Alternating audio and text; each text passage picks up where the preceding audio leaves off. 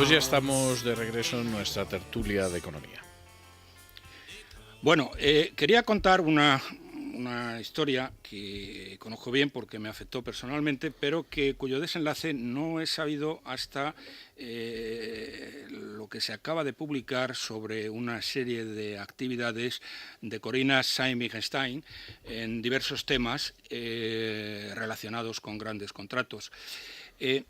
Hace ya unos cuantos años se dirigieron a mí unas personas de Lukoil. Lukoil es la segunda gran empresa petrolera rusa, después de Gazprom, que es un gigante, aunque Lukoil tiene más petróleo, Gazprom tiene mucho gas y menos petróleo, y estos tienen más petróleo. Bien.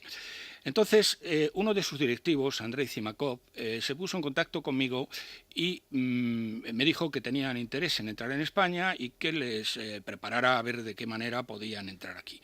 Yo les hice, estuvimos durante bastante tiempo, les preparé un plan de negocios para entrar en España, primero pidiendo el título de operador y haciendo una red logística, porque la logística de CLH está diseñada específicamente para impedir la competencia y te tienes que montar la tuya propia. Y en un momento determinado, después de varias reuniones con ellos, lo que se me ocurrió como mejor manera de entrar, digo, bueno, vamos a ver, siendo un gigante como sois vosotros, dice, dejaros de historias de entrar como un operador. Dice, ¿por qué no le metéis una OPA a Repsol, que es una empresa extraordinariamente mal gestionada, que gestionada por buenos profesionales puede llegar a ser la pera, y las acciones están a un valor? Bueno, ellos estudiaron el tema, les daba un poco de miedo el tema del Golden Share, que es una protección que tenían, pero que en aquel momento ya no la podían utilizar, y así las cosas, un día me llaman y me dicen que vaya a Londres para entrevistarme con el presidente de la compañía, de Lukoil. Llego a Londres y me entrevisto con ellos y me hacen el comentario siguiente, una cosa que yo en aquellos momentos no conocía. Se había producido la crisis de Lehman Brothers, la quiebra de Lehman Brothers, y había un grupo de accionistas, concretamente SACIR, con Luis del Rivero a la cabeza, que tenían un 20% de participación. Este 20% lo habían comprado a Lukoil por 6.500 millones de euros, de los cuales 1.500 millones lo había puesto SACIR, y otros 5.000 millones eran un préstamo sindicado donde entraban varios bancos americanos, entre ellos Citi y Bank of America Merrill Lynch, y también algún banco británico.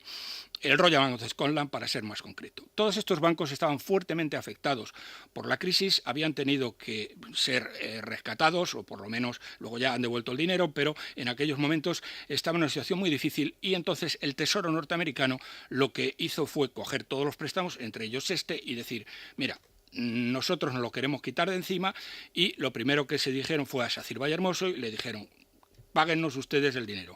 Sacir Vallehermoso, faltaban 3 años y medio para el vencimiento, y dijo naturalmente que no. Y entonces cogieron la deuda y la intentaron vender. La intentaron vender a las grandes multinacionales, a la Exxon, a BP, a Eni, y ninguna se lo quiso comprar. Y en un momento determinado, la rusa Gazprom dice, bueno, pues a mí me puede interesar. Pero Gazprom tenía un problema. El problema que tenía Gazprom es que es una sociedad mayoritariamente participada por el gobierno ruso. Y al ser una sociedad de Estado, no la dejaron entrar, lo cual tiene mucha guasa, porque el Eni, que es una sociedad mayoritariamente participada por el gobierno italiano, se quedó con nuestra mayor empresa eléctrica, y así nos va. Bien, entonces esta gente lo que querían saber de mí es decir, hombre, vamos a ver, podemos comprar, la idea es que nosotros, Lukoil, compremos estos 5.000 millones de euros y ver de qué manera podemos hacerlo. Estuvimos discutiendo los pros y los contras, ellos no se atrevían a darle el paso grande, que es haberle metido una OPA a Repsol, en cuyo caso otro gallo nos cantaría, porque los españoles tendríamos la gasolina hoy un 15% más barato si Lukoil hubiera tomado la mayoría de Repsol, pero bueno, no fue así. Y entonces, bueno, eso fue lo que quedamos. Vamos a negociar esto, y ellos me dijeron que querían hablar con el presidente Putin porque para que no les pasara lo mismo que había pasado con Gazprom. Bien, así las cosas, yo me vuelvo para Madrid y pasan las semanas y bueno, y no recibo ninguna respuesta, no sabía qué iban a hacer. Y entonces ya llamo a Andrei Zimakov y me dice, mira Roberto, es que lo siento mucho porque es que aquí ha surgido otra cosa y vamos a seguir otro camino y tal. ¿Y cuál fue el camino que siguieron? Bueno, el camino que siguieron fue el que le encargaron este tema a Corina Said-Wittgenstein. Bueno, no se ría usted porque vamos Mire, a ver. me río por no llorar, o sea, bien, no, si el que tendría que llorar que soy usted yo. iba a hacer un negocio y resulta que se cuela Corina. Bueno, es la segunda vez que me pasa con Su Majestad. Yo sé, yo conocía la primera, Bien. pero en fin, esta no. Pero tengo que reconocer una cosa, porque sería deshonesto si no lo hiciera. En contra de lo que se está comentando sobre esta señora, Corina Said-Wittgenstein, esta señora es un peso pesado, y lo era en aquellos momentos y antes de conocer al rey. ¿Usted no cree que es simplemente una pantalla para que se lleve dinero el rey, por decirlo de manera descarnada? No, yo no lo puedo decir. Lo que sí puedo afirmar es que Corina era, antes de conocer al rey y después también, y lo que hayan hecho pues no lo sé ni me concierne, es una persona con un peso tremendo dentro de la política, de los políticos y las finanzas europeas. Por ejemplo, me consta antes del rey. Antes del rey, sí, me constan dos cosas, y una de ellas por mi hijo que trabajaba en Goldman Sachs. Goldman Sachs es el segundo banco mundial de inversiones, y en Goldman Sachs, cuando Corina Said-Wittgenstein quería ver al presidente, le ponían la alfombra roja, y desde luego no era por Su Majestad ni por nada. Pero es que es más, es que cuando esta señora Corina Said-Wittgenstein quiere entrar en el Kremlin y ver a Putin, que no sé si saben ustedes quién es Putin. Bueno, saben quién es Putin, pero Putin es el hombre más poderoso del mundo, mucho más, pero mucho más que Obama, porque Obama, aunque Estados Unidos es más poderoso que Rusia, no tiene ni la 10ª parte de poder que tiene Vladimir Putin. Entonces, es el hombre con más el hombre más importante del mundo. Aparte de que es un hombre que no es un abogado de Harvard, sino un ex jefe del KGB y probablemente. Y además en Alemania Oriental, con lo cual debía ser lo mejor. Es una persona, una persona muy, muy, muy especial. Bien, y Corina Said-Wittgenstein tiene entrada al Kremlin directamente. Entonces, tengo que decir que a mí he conocido ahora el tema, entonces no lo conocía, pero tengo que reconocer que evidentemente Corina era una persona y un interlocutor para esto mucho mejor que yo podría haberlo sido. Porque lo que sí ocurrió inmediatamente... Le honra a usted reconocerlo. Bien, lo que sí ocurrió inmediatamente es que Vladimir Putin llama a Su Majestad y le dice, vamos a ver, tenemos aquí Lukoil quiere comprar esto y no queremos que pase lo mismo que pasó con Gazprom. Entonces, ¿qué fue lo que hizo el rey? El rey cogió por la oreja a Zapatero y le dijo, oye, José Luis, a ver qué pasa con esto, porque esto es una sociedad que no es estatal, de hecho el 20% la tienen ConocoPhillips y, por lo tanto, a ver qué es lo que pasa. Era una operación de 5.000 millones de euros, una operación realmente enorme y al final no salió por una serie de razones, fundamentalmente porque Luis del Rivero, que es un gran patriota español, consideró que la entrada de los rusos, yo creo que se equivoca y así se lo he dicho muchas veces, pues que no era conveniente y claro, ha hecho un pan como unas tortas, porque lo que ocurre ahora mismo es que Repsol está gobernada por unos incompetentes formados con un consejo formado básicamente por nacionalistas separatistas catalanes y vascos y por dos socialistas rubalcavianos que todo lo que saben del petróleo es que empieza por P y termina por O, y claro, con un consejo así, pues así le va a Repsol. Ahora, por retomar la cuestión, si se hubiera dado la circunstancia de que Corina hubiera rematado la operación, ¿qué se hubiera embolsado? Bueno, es difícil de decir, pero hoy tenemos una referencia, hoy creo que ha salido en la prensa, o el otro día salió en la prensa, ya la he leído hoy, pero una referencia del AVE del desierto, que es una operación igual en cuanto a volumen económico, son 5.000 millones de euros. Sí. Bien, en el AVE del desierto ha intermediado Corina Sainz y con una amiga suya, una multimillonaria iraní, Chapar Zagane, que era la exmujer de Adnan Khashoggi, Sí. un traficante de armas saudí, Sí. y con unas relaciones ambas impresionantes en Arabia Saudí, aparte de las que pudiera tener el rey. Bien, parece que Chapar Zagane se ha llevado 136 millones de euros en esta operación. No está Y mal. no es la única comisión que se ha pagado en ese tipo de operación. Entonces, ¿de qué podemos estar hablando o podíamos haber estado hablando en la operación de Lukoil? Pues entre 100 y 150 millones de euros. De todas formas, don Roberto, No está usted, mal, ¿eh? con No lo que está dice mal. doña Corina, yo no acabo de entender cuál es el papel de Corina en la privatización de la Lotería Española, porque en la privatización de la Lotería Española, el Organismo Nacional de Loterías, es algo que se vende solo, entre otras cosas, porque es una de las loterías más rentables del mundo por la enorme experiencia que tenemos en este país en cuanto a la gestión del juego. Y sin embargo, una de las razones por las que se suspende la privatización de la parte del Organismo Nacional de Loterías y Apuestas del Estado es precisamente porque apareció Corina de por medio, que no tenía ningún sentido. No solo Corina, porque también aparecieron gente como Javier de Paz y otra serie de individuos, pero también Corina. Vamos a ver, yo no voy a defender a Corina, lo único que digo es que a pesar de que a mí me sacó de una operación que hubiera sido muy importante para mí económicamente y para mi futuro profesional, yo no me hubiera llevado los 150 millones de euros, porque yo, digamos, era asesor de ellos, era otra historia, diferente. Pero lo que usted dice o lo que tú dices de las loterías, yo entiendo es que no consiguieron el precio que querían. Pero, dicho esto, bueno, esta señora en la realización de grandes contratos es una persona que está situada de una manera excelente y desde luego, sea Corina, sea Chapar Zagane, sea Su Majestad el Rey, y paro de contar, el ave del desierto no se lo hubiera llevado una empresa española, sino que se lo hubieran llevado los franceses. Entonces, bueno...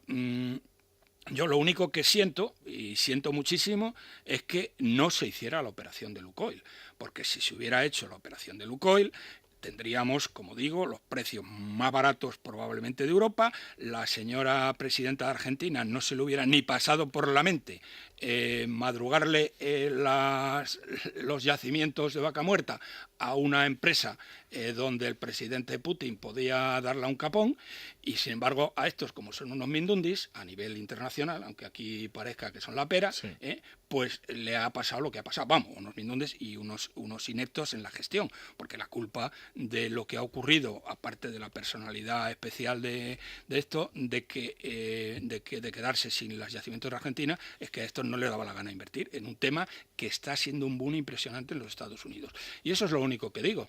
Pero bueno, que es que 100 millones, 150 millones, pues hombre, teniendo en cuenta lo que nos están cobrando cada semana además el monopolio español, que no sé si sabe usted que la última...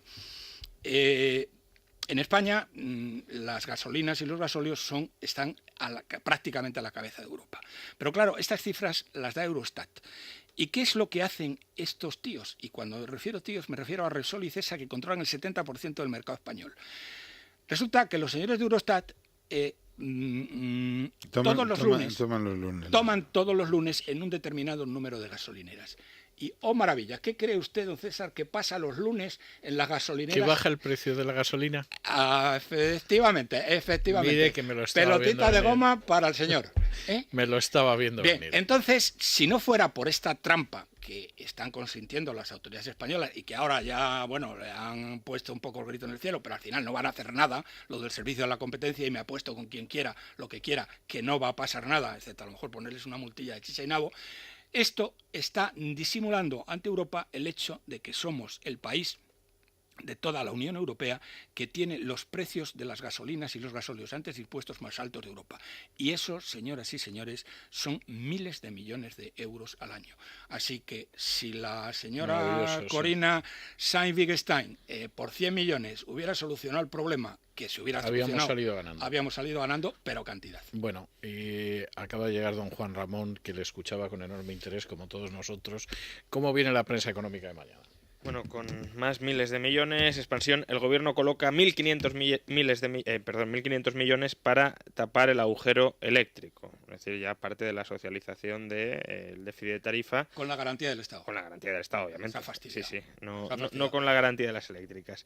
Y luego, más colocaciones, también de expansión. El Tesoro prevé captar mañana otros 5.500 millones en letras. Estas colocaciones que parecen un éxito, pero que al final son endeudamiento. Es que esto es la estafa, señoras y señores. Les están arruinando a ustedes, a sus hijos y a los hijos de sus hijos. Estos tíos, por no recortar el gasto de las administraciones públicas, están endeudándonos en 5.000 millones todas las semanas. Y bueno, lo que es el colmo es que lo proclaman como un éxito. ¿Saben ustedes, señoras y señores, en cuánto nos han endeudado estos necios que nos gobiernan?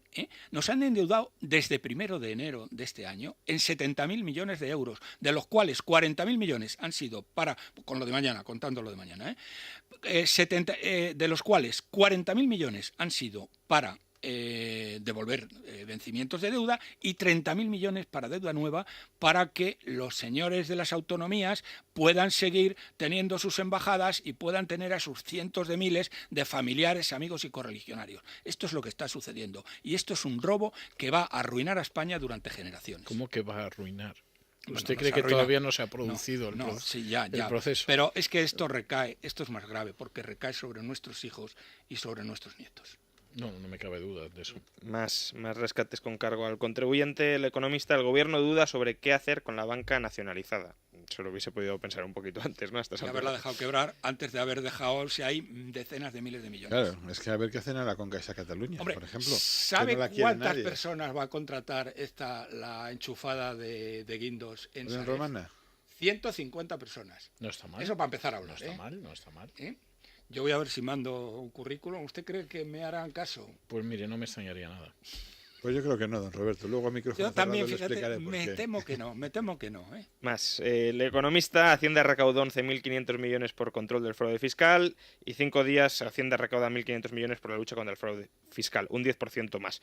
Y en 5 días destacan como gran hecho el que el 37% de esta recaudación viene de grandes fortunas, pero esto también se puede leer al revés. El 63% viene de pequeñas y medianas fortunas que están siendo literalmente extorsionadas por inspecciones de Hacienda para quitarles cualquier deducción, cualquier gasto que se hubiesen podido, deducir para pagar muchos más impuestos. En un momento en el que, desde luego, no están para pagar muchos más.